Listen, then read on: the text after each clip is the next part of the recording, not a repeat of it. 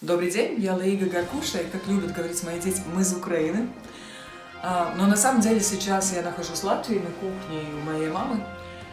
И в этом видео я расскажу, как наша семья живет здесь, мы уже 2 недели здесь, с какими вопросами сталкиваемся, как мы себя чувствуем. Как бы странно не было, все-таки как беженцы. Потому что если бы не было войны, мы сейчас бы были в Украине, строили свой дом, развивали бизнес, наши дети ходили бы в свои школы, и жизнь была. Вообще-то перед началом войны мне уже звонили мои друзья, был призыв там посольств, выезжайте из страны. Но у меня было внутреннее состояние, что нет, я хочу быть там, я не хочу выезжать, и я никому не пожелаю пережить то, что, наверное, пережил каждый украинец, даже тот, который не был под бомбежками, но, наверное, особенно первые месяцы войны.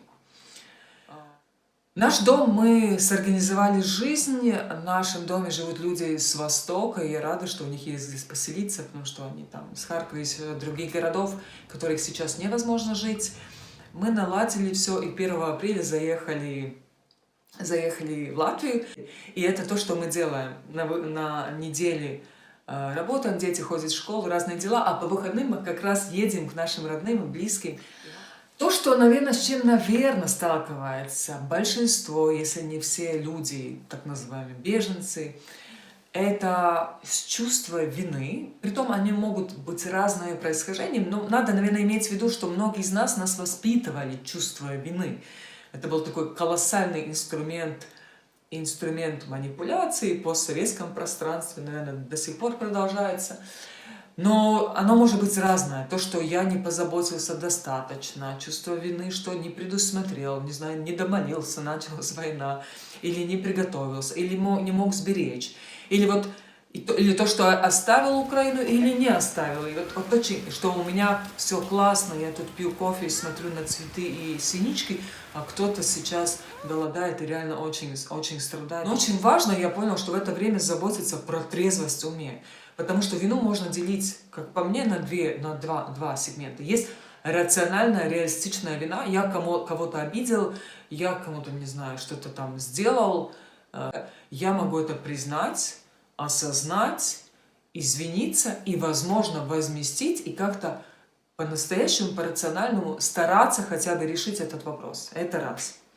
И такая вина имеет смысл. Но есть эта вина, которой многие из нас привыкли нести и чувствуют, что раз я чувствую вину, значит это какое-то духовное сопереживание, это какая-то духовность. На самом деле таскать нерациональную, необъяснимую, мутную вину, это нас тормозит, портит наше состояние здоровья, мы ничего не творим, мы никому этим не помогаем, мы просто живем с этой виной. Я думаю, что точно от лукавого. Во-первых, слава Богу, что в этот раз, в этой исторической ситуации украинским мамам есть возможность вывести своих детей на безопасное место, потому что дети – это реально наше будущее. Мы, взрослые дяди, тети, мы как-то справимся, более или менее успешно.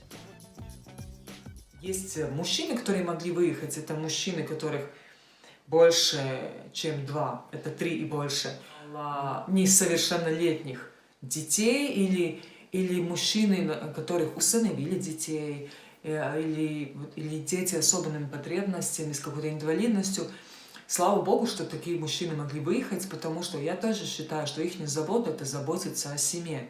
И сейчас, когда мой муж здесь выехал, он может работать, он может оплачивать счета в Украине, кому-то помогать, обеспечить семью, потому что все равно в армию сейчас нет такой необходимости идти, встать на учет, взять оружие. Он и так в этом ряду какой-то, не знаю, миллионный.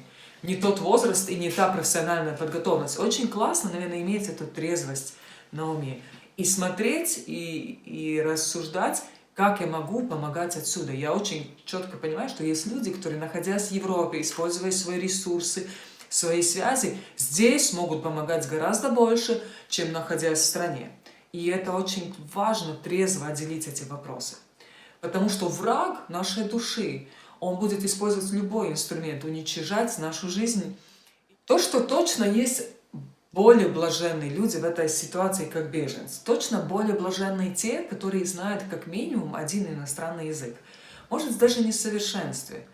Но как только ты переезжаешь границу, если ты хотя бы немножко знаешь, не знаю, польский, немецкий, английский, тебе уже окружающее не настолько враждебно. Точно блаженны те, которые более путешествуют. Люди, которые никогда не выезжали из своей области, из своего родного села, из родного города, они переживают просто, наверное, невероятный стресс, потому что они едут как бы на злобный, неизвестный, чужой, не знаю, чужой там, континент, какой-то поле.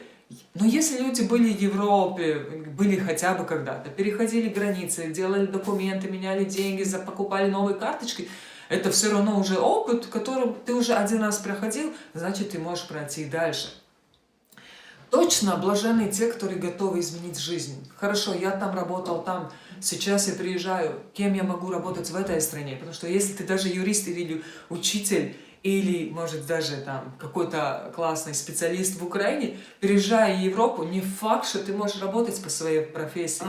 Про что мне особенная радость? Я никогда, например, не любила слова гимна Украины и Польши из-за причины, особенно первая фраза, мне она казалась какой-то депрессивной. «Ще не вмерла Украина». И в Польше очень похожий текст. Но то, что я сейчас на самом деле радуюсь, что «ще не вмерла Европа». Почему я так говорю? Потому что так получается, чем более благосостоятельны, чем более обеспечены люди, у нас есть склонность, мы строим большие дома, у нас все равно отделяемся, и у нас нет такой бытовую, такой каждодневная потребность кому-то помогать. И если особенно у нас есть состоятельное окружение, у нас приходит такое чувство, что так живут все люди. И когда это все началось, откровенность, открытость, жертвенность поляков, прибалтийцев, немцев, скандинавских стран, я знаю там Румынии, там, Чехии, просто этих стран, это просто что-то невероятное. И для меня это, поэтому благодарность каждому человеку, от великого до малого, который открыл свое сердце, кошелек, свой дом, свой шкаф, отдал, люди жертвуют машинами, жертвуют целыми состоянием, чтобы поддержать эту битву, победа идеи свободы, самоопределения, настоящей демократии, уважения и способность противостоять против грубой тиранической силы. И поэтому эта битва наша общая, и реакция Европы, меня как европейку это особенно греет. Низкий поклон.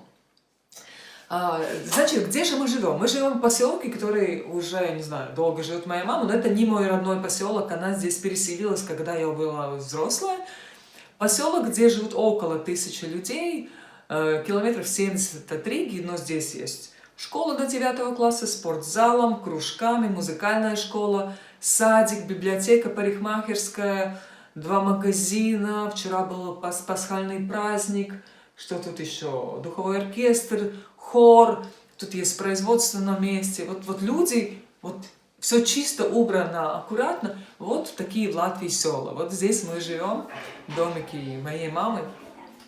Наши дети ходят в школу, где около 100 детей, полноценные уроки.